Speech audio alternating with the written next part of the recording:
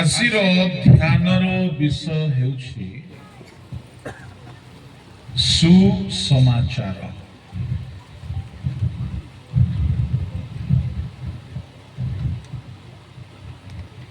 प्रभु को नामर धन्यवाद हो। सुसमाचार बोली कहिले ताहाको इंग्लिश रे गुड न्यूज बोली कहा जाए। आमे अनेके जीसु को जानी अच्छु, सुसमाचार को मध्य जानी थिबा, किंतु प्रभु को लोक माने अनेकों को सुसमाचार कौन ताहार संपूर्ण धारणा नहीं। मु आपण मानकु कहिबा पई चाहे सुसमाचार रो आशीर्वाद,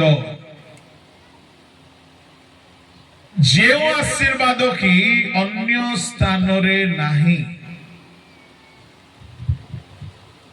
आमे समाचार पत्र सकाळ बेलारे पढ़ू, संवाद हेउ बा अन्य जे कोनोसी समाचार पढ़ू, ताहा सुसमाचार नुहे।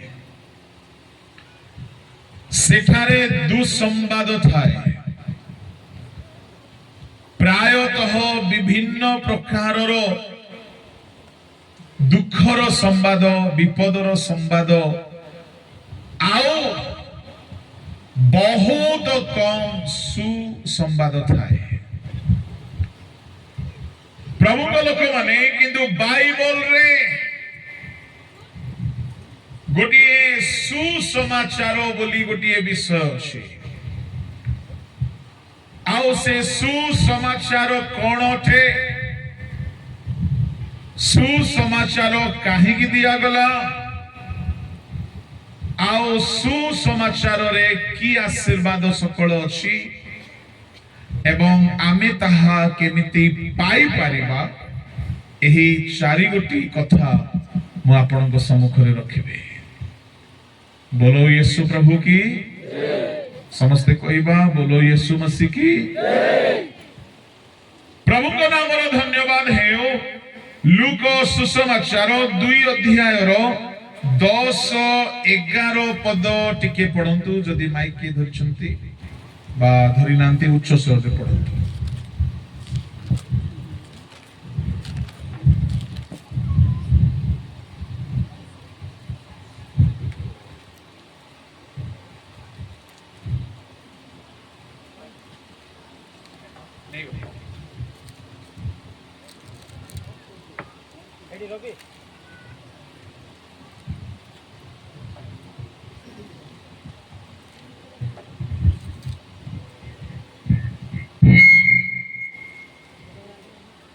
सेठिरे दूत सेमानकु कहिले, भय कर नहीं, देख मु समस्त लोकर अत्यंत आनंदजनक सुसमाचार तुम मानकु जणाउछि।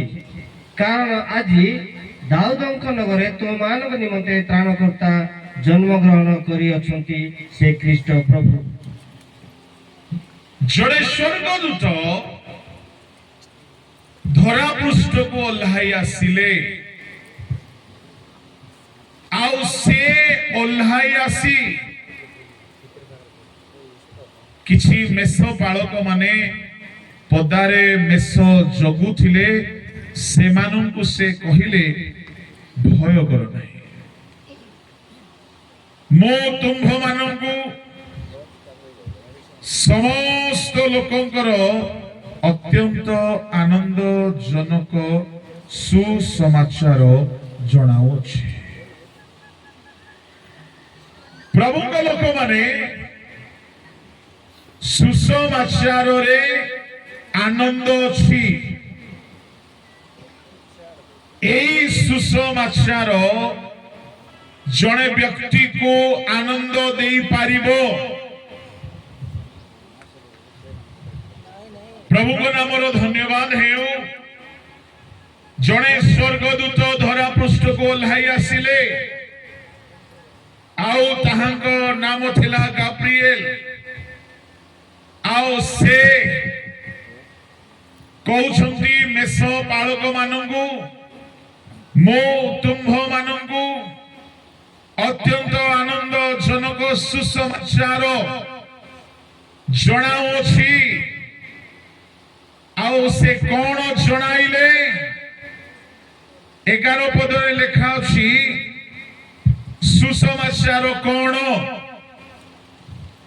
दाऊदंक नगर रे तुम्भ मानक निमंते त्राणकर्ता जन्म ग्रहण करियछंती से ख्रीष्ट प्रभु एहा ही सुसमाचार तामाने जणे त्राणकर्ता जन्मी अछंती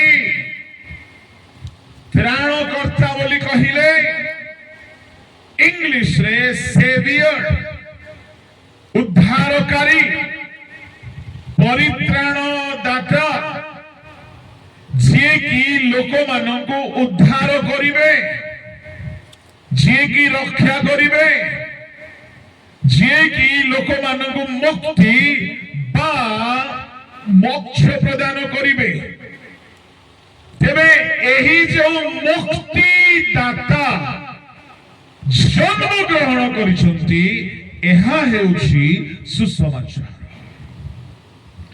प्रभु को नामर धन्यवाद हेउ ताहेले एई जो त्राणकर्ता जन्मिले से किए तळे कोहा गला से हेले ख्रीष्ट प्रभु ताहेले यीशु ख्रीष्ट प्रभु यीशु ख्रीष्ट जन्म हेले त्राणकर्ता हेबा पाई परित्राण देबा पाई आउ सेही परित्राण देबा निमंते तांकर जन्म हेबा एहा ही सुसमाचार आपण ऋण रे थिबे केई जने ऋण रु त्राण करिबा पाई उद्धार करिबा पाई आसीबो ताहा केते भलो समाचार थे आपण रोग रे थिबे केही जने आपण को रोग रु उद्धार करिबा पाई आसीबो केते भलो समाचार थे आपण दुख रे थिबे केही जने दुख रु उद्धार करिबा को आसीबो केते भलो समाचार टी होते एनु ईश्वरन को लोक माने सारा जगत निवासी विभिन्न प्रकार समस्या रे थिला बेले से मानकु समस्त समस्या रो मुक्त करिबा पाई धरा पृष्ठ रे यीशु ख्रीष्ट जन्म हेले आ एहा ही सुसमाचार ताले कोइबा पाई चाहे यीशु ख्रीष्ट जगत को आसीले से जन्म हेले प्रेज द लॉर्ड हालेलुया से आइसक्रीम दुकान टा टिके बंद करिवे कि बाकी बेलको तांको देखिले मते भी लाळ गडुची काहे कि गरम हमको बेसी लागुची सियाडे भीड़ जमिलेनी वॉलंटियर्स माने सिटी दुकान बंद करबा छाडी तांके जाय किणी करी खाउछन हेलो वॉलंटियर्स से दुकान बंद करबा ପାଇଁ 10 लोग जाउछंती आंगे किणी खाइ पड़ेबे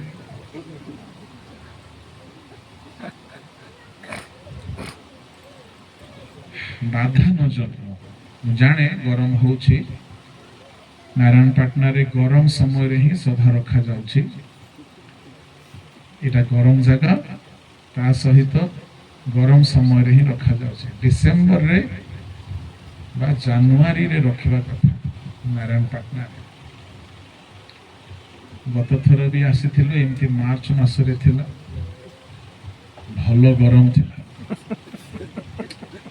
आज भी गरम अच्छी आ मु हैंडबिल रे देखिले 8टा रु टाइम बोली मु सरदा हे गली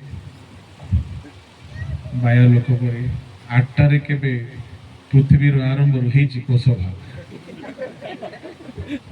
मु भाबिली 8टा रु बते 11टा भितर सर जीवो किंतु देखिला बेले को 11टा परे आरंभ हेची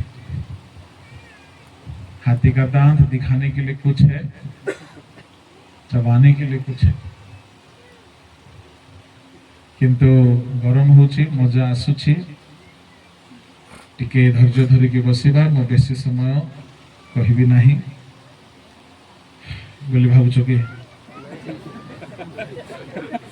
प्रेज द लॉर्ड हालेलुया यदि भावुछ ठीक भावुछ बोली भावंतु नहीं हालेलुया जहा कहली ता ठीक हैला बोली तांके अठिया हे गला सेठी हो ठीक अछि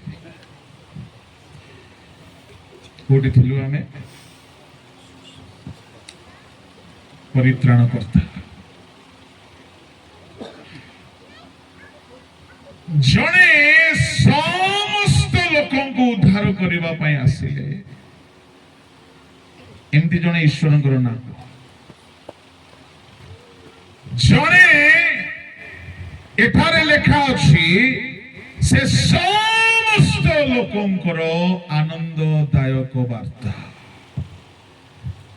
दुनिया रे अनेक ईश्वर अनेक प्रभु आसिछंती समस्त को आनंद देइनांती कहा को हानि दैछंती कोठी निया लगे दैछंती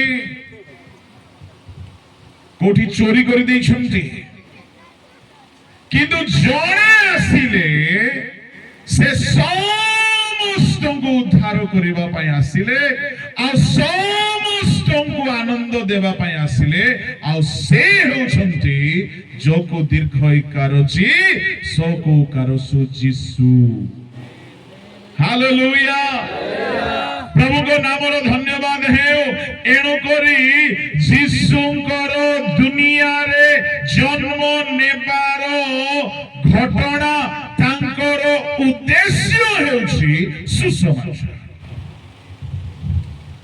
जदि ताहा आमे जानि न हो आमे ख्रिस्टियन है कि मध्य आमे ख्रिस्टियन न मु काहे कि आज ये प्रसंग धरिली आज अनेक आमे ख्रिस्टियन है कि मध्य आमे ख्रिस्टियन ना हो आमे नामरे ख्रिस्टियन अनेक जीसुंकर सुसमाचार को जानि नहंती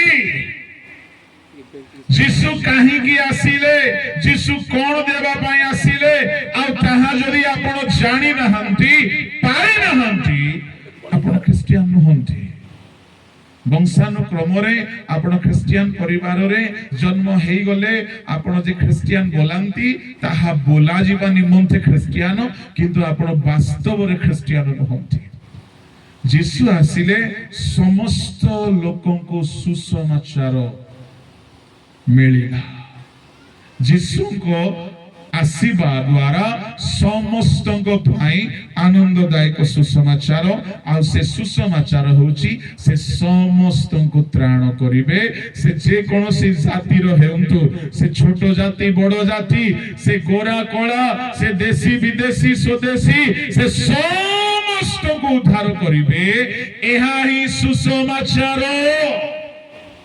माथ्यू 1:21 पढ़ंतु जल्दी पढ़ंतु बसिकी पढ़ंतु उच्च स्तर रे पढ़ंतु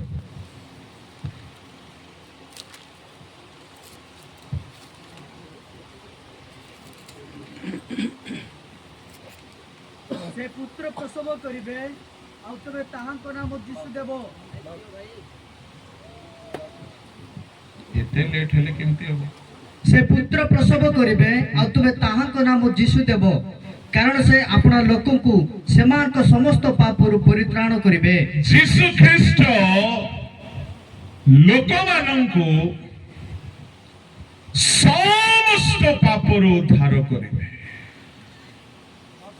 एहा ही सुसमाचार तामाने प्रभु को लोक माने यीशु ख्रीष्ट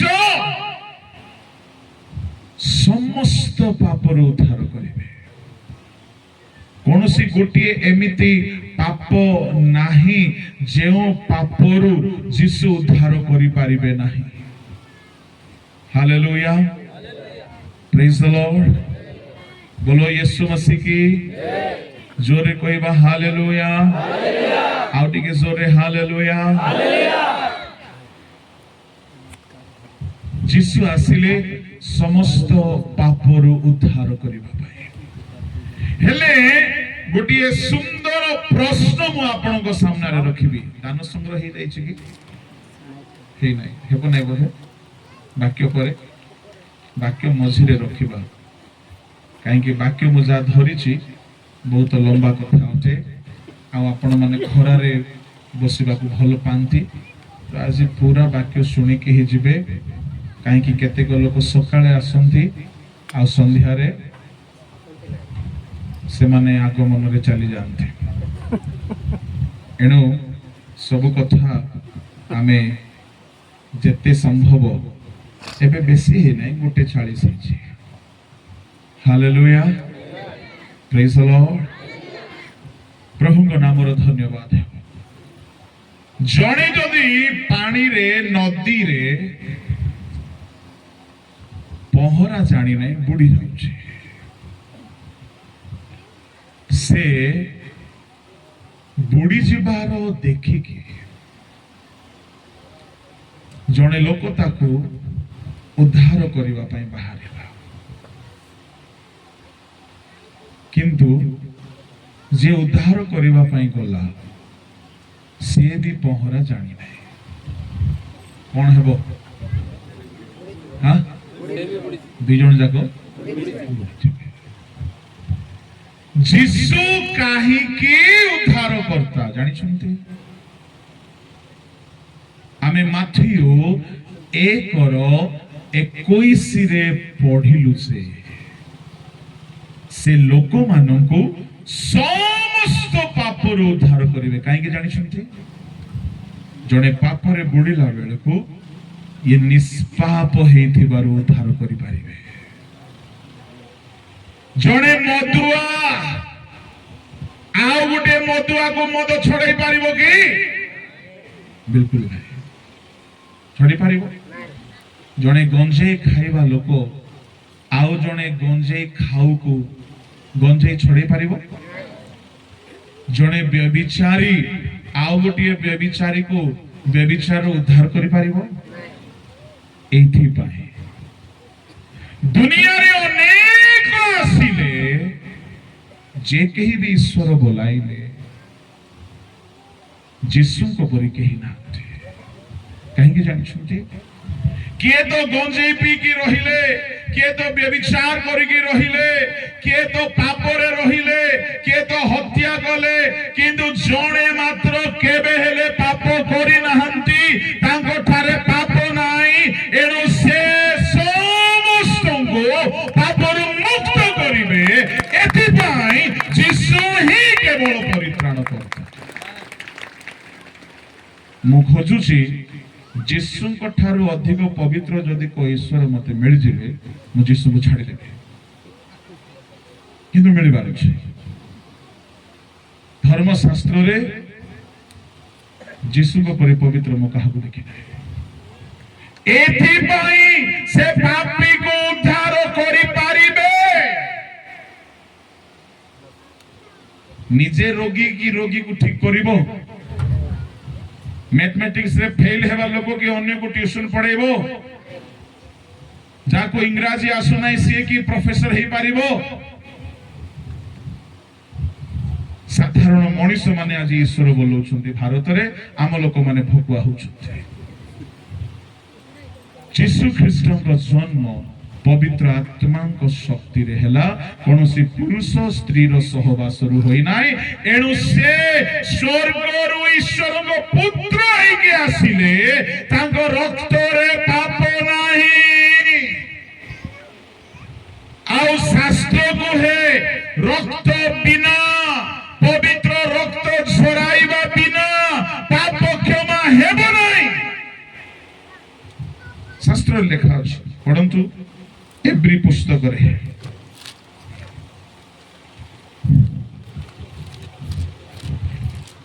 9:22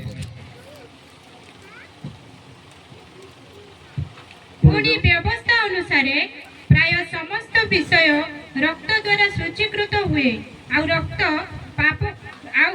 रक्तपात बिना पाप मोचन हुए नहीं। रक्तपात बिना पाप मोचन हुए नहीं।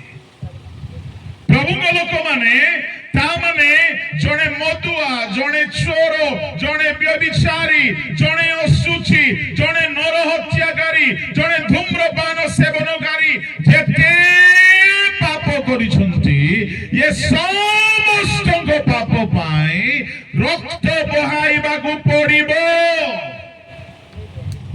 ଏଣୁ ସ୍ୱର୍ଗର ପରମେଶ୍ୱର ଯୋଜନା ବନାଇଲେ କିଏ ରକ୍ତ ଝରାଇବ, ଯାହାର ରକ୍ତ ଦ୍ୱାରା ସମସ୍ତଙ୍କର ପାପ ଧୌତ ହେବ। ଯଦି ପାପ ଧୌତ କରିବା ପାଇଁ ରକ୍ତ ଝରାଇବା ଦରକାର, ଶାସ୍ତ୍ର କହୁଛି। ଖାଲି ବାଇବଲ ଶାସ୍ତ୍ର ନାହିଁ, ଅନେକ ଶାସ୍ତ୍ର ମଧ୍ୟରେ ଏହା ଲେଖା ଅଛି। ରକ୍ତ ବିନା ପାପ କ୍ଷମା ସମ୍ଭବ ନାହିଁ। ତେବେ ପରମେଶ୍ୱର ଯୋଜନା କଲେ କି ରକ୍ତ ଦ୍ୱାରା ହିଁ ପାପର ପାପ ମୋଚନ କରାଯିବ, ପାପୀକୁ ପାପ କ୍ଷମା ମିଳିବ। ଆଉ ପରମେଶ୍ୱର ଆପଣାର ଏକମାତ୍ର ପବିତ୍ର ପୁତ୍ରକୁ ଧରା ପୃଷ୍ଠକୁ ପଠାଇଲେ। ତାଙ୍କେ କାହିଁକି ପାପରୁ ମୁକ୍ତି ଦେଇ ପାରିବେ ଜାଣିଛନ୍ତି? ମୁଁ କହିଲି ଗଣିତର ଶିକ୍ଷକ ହେବାକୁ ହେଲେ ଗଣିତରେ ପାସ୍ ହେଇଥିବାକୁ ପଡିବ, ଇଂରାଜୀ ଶିକ୍ଷକ ହେବାକୁ ହେଲେ ଇଂରାଜୀରେ ଉତ୍ତୀର୍ଣ୍ଣ ହେଇଥିବାକୁ ପଡିବ। ଠିକ ସେହିପରି ଯଦି ଜଣକୁ ଜଳରୁ ବୁଡ଼ିଲା ବେଳେ ରକ୍ଷା କରିବାକୁ ହେଲେ ପହଁରା ଜାଣିଥିବାକୁ ପଡିବ। ଠିକ ସେହିପରି ସାରା ଜଗତର ପାପରୁ ପାପୀ ମାନଙ୍କୁ ମୁକ୍ତ କରିବାକୁ ହେଲେ ନିଜେ ପାପ ମୁକ୍ତ ଈଶ୍ୱର ହେଇଥିବାକୁ ପଡିବ। ଆଉ ଆକାଶ ତଳେ ପୃଥିବୀ ଉପରେ ଯୀଶୁଙ୍କ ଛଡା କେହି ହେଲେ ପାପ ମୁକ୍ତ ଜୀବନ ବିତାଇ ପାରିନାହାନ୍ତି। ଏଣୁ ଯୀଶୁ ପରିତ୍ରାଣକର୍ତ୍ତା ଅଟନ୍ତି। ହାଲେଲୁୟା। ମୁଁ ଏତେ ଭାଗ୍ୟବାନ ଯେ ମୁଁ ଯୀଶୁଙ୍କୁ ଜାଣିଛି ଆଉ ଯୀଶୁଙ୍କ ପଛରେ ଚାଲିଛି। ପ୍ରେଜ୍ ଦ ଲର୍ଡ। ହାଲେଲୁୟା। ପ୍ରଭୁଙ୍କ ନାମର ଧନ୍ୟବାଦ ହେଉ। ପ୍ରଭୁଙ୍କ ଲୋକମାନେ, ତେବେ ମୁଁ ଆପଣଙ୍କୁ କହିବି, ପ୍ରମାଣ ବିନା ତ ସତ୍ୟକୁ ସତ୍ୟ ବୋଲି କହିଲେ କଣ ଯଥାର୍ଥ ହେବ? ପ୍ରମାଣ ଦରକାର। ଯୀଶୁ ପବିତ୍ର ବୋଲି ପ୍ରମାଣ କଣ? ଯୀଶୁଙ୍କ ପବିତ୍ରତା ଚାରିଟି ବିଶେଷ ପବିତ୍ରତା, ଯାହା ତାଙ୍କ ଛଡା କାହା ପାଖରେ ନଥିଲା। ଏହା ତାହାଙ୍କୁ ସ୍ପେଶାଲ ବନାଇ ଦିଏ। କଣ ସେ ଚାରି ଗୋଟି ପବିତ୍ରତା? ନମ୍ବର 1, ତାଙ୍କର ଜନ୍ମ ପବିତ୍ର। ଲୁକ 1:35 ପଢନ୍ତୁ।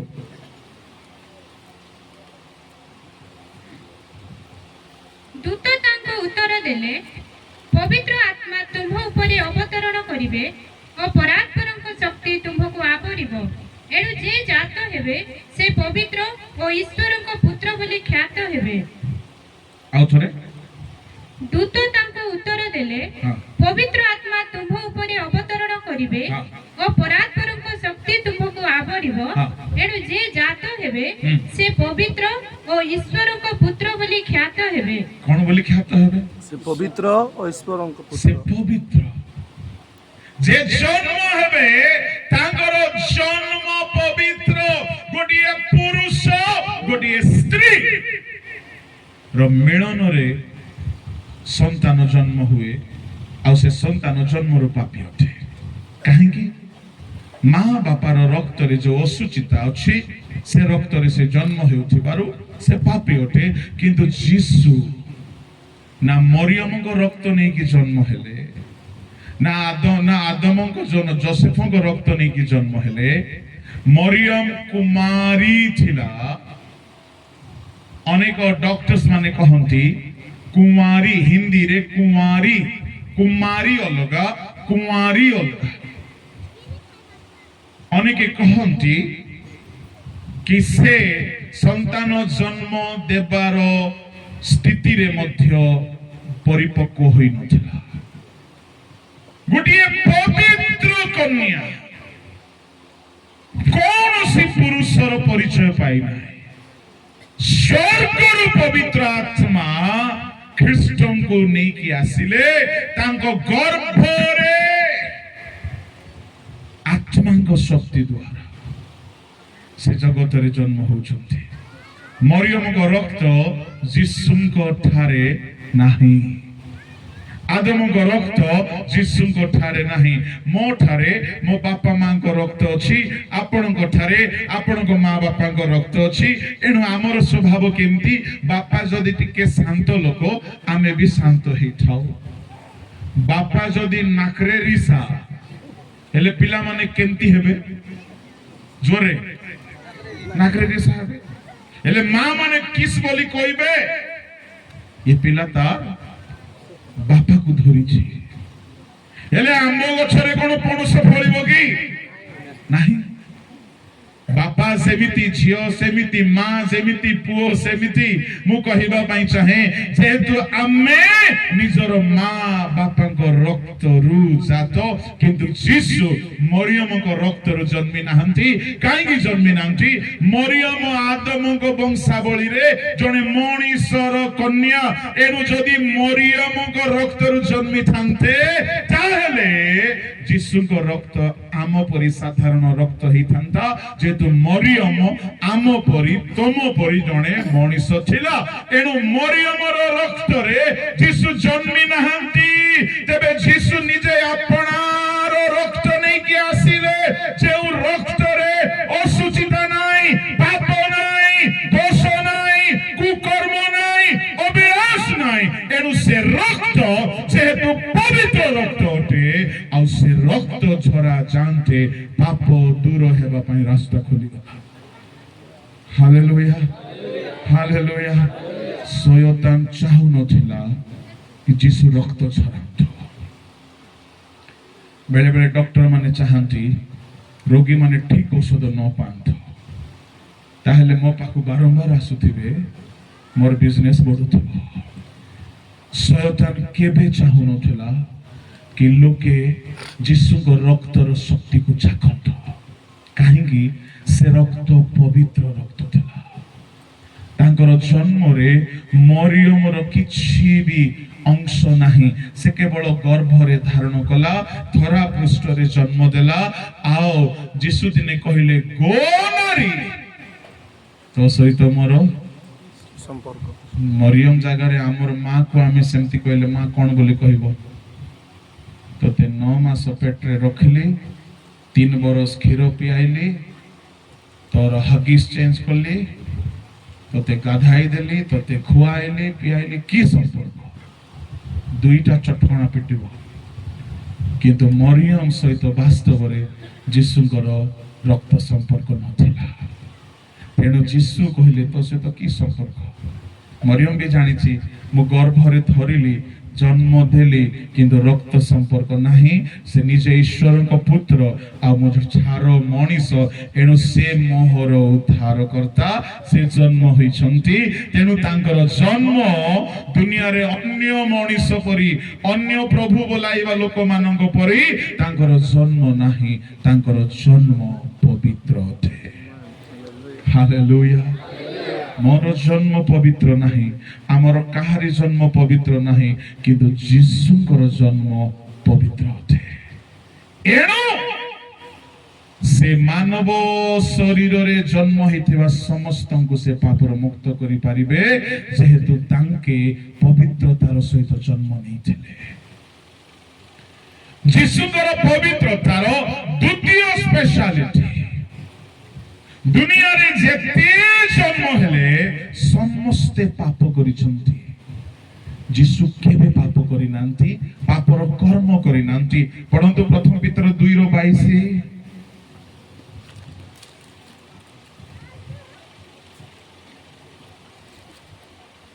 से कौनसी पाप कले नाही कियो बा ताहांक मुखरे कौनसी छळ कथा नथिला मोते गोटिए एमिति व्यक्ति देखांतु जे केबे हेले पाप करि नाहंती मु यीशु को छाडी देबी तार भक्त होई जे प्रेज द लॉर्ड हालेलुया मु बहुत शास्त्र अनुसंधान करूची मु जण को देखिली से केबे हेले पाप कहि नांती से केबे हेले परस्त्री को कुदृष्टि अनाई नांती से केबे हेले कार घरे निया लगई नांती से केबे हेले पाप करि नांती तांकर कर्म रे पाप नाही एनो से ही जे निष्पाप अटंती से पापी ପାପୀକୁ ପାପରୁ ମୁକ୍ତ କରିବା ପାଇଁ ଯୋଗ୍ୟ ଅଟନ୍ତି। ହାଲେଲୁୟା। ତାଙ୍କର କର୍ମରେ ସେ କେବେ କୌଣସି ପାପ କରିନାହାନ୍ତି। ତୃତୀୟରେ ତାଙ୍କ ପବିତ୍ରତାର ତୃତୀୟ ସ୍ପେଶାଲିଟି ଥିଲା ସେ ପାପ କଣ ଜାଣିଲେ ନାହିଁ। He never knew what is sin. ଦ୍ୱିତୀୟ କରିନ୍ଥୀ 5:21।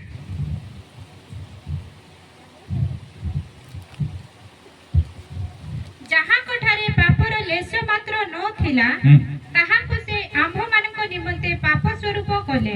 ଇଂଲିଶ ବାଇବଲରେ ଲେଖା ଅଛି he knew KNEW he knew no sin। ମାନେ ଯୀଶୁ ପାପ କଣ ଜାଣିଲେ ନାହିଁ। ହାଲେଲୁୟା।